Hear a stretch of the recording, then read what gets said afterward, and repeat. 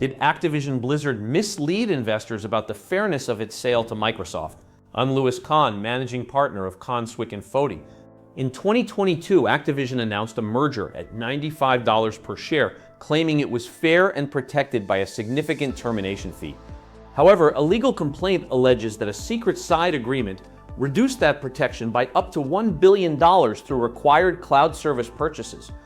The complaint further alleges that internal valuations placed Activision's value as high as $128 per share, but it is alleged that executives negotiated in a lower range to hasten the deal and protect their personal equity.